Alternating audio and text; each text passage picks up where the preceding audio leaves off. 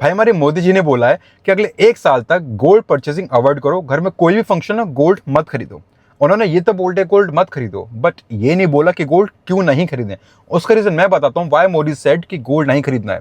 देखो, गोल्ड के आप एंड कंज्यूमर हो और गोल्ड आप लेते हो कहीं ना कहीं गवर्नमेंट से रिफाइन होकर डीलर से, सप्लायर से, होलसेलर से बन के आपके पास आता है।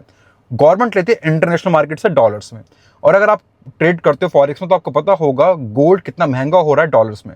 तो अगर आप ले रहे हो गवर्नमेंट से तो गवर्नमेंट लेके इंटरनेशनल मार्केट में डॉलर्स देके, और गवर्नमेंट के पास डॉलर रिजर्व ऑलरेडी कम होता जा रहा है, तभी वो 95 पे पहुंच चुका है। आपको अगर नहीं पता तो बता देता हूँ, यही डॉलर का रेट आज से लगभग 1 साल पहले 85 रुपीज़ के आसपास था, जो 95 रुपीज़ पर पहुंच गया।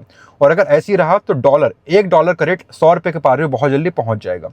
अब इसे मेंटेन रखने के लिए, अपनी इंडियन करेंसी को मेंटेन रखने के लिए गवर्नमेंट ने बोला है, मोदी ने बोला है कि हम गोल्ड की परचेजिंग अवॉइड करें, सो दैट उसे इंटरनेशनल मार्केट से महंगा गोल्ड ना खरीदना पड़े, उसे अपने डॉलर रिजर्व खाली ना करने पड़े, सो दैट वो उस डॉलर से अपनी कंट्री की करेंसी बचा सके या महंगा ऑयल खरीद सके या फिर कहीं और इंटरनेशनल मार्केट में लगा सके।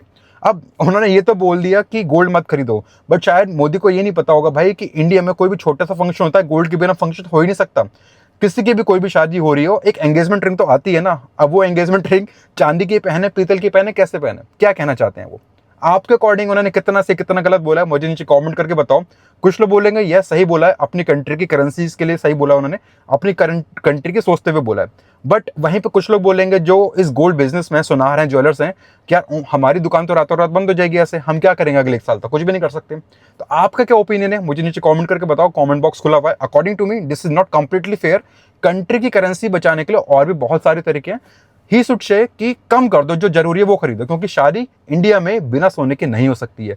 कोई 10 ग्राम खरीदता है तो कोई 1 किलो, कोई 2 किलो खरीदता है, डिपेंडिंग ऑन दी साइज कि कोई कैसे शादी कर रहा है। बट एक ज्वेलरी में एक एंगेजमेंट रिंग कम से कम आती ही आती है, उसके बिना कोई शादी नहीं हो सकती है। आपके अकॉर्डिंग क्या उन्होंने सही बोला, गलत बोला, आपका क्या ओपिनियन है, नीचे कमेंट करके बताओ। और ऐसे ही वीडियोस के लिए भाई, ऐसी इंफॉर्मेशन के लिए फॉलो करना मत भूलना।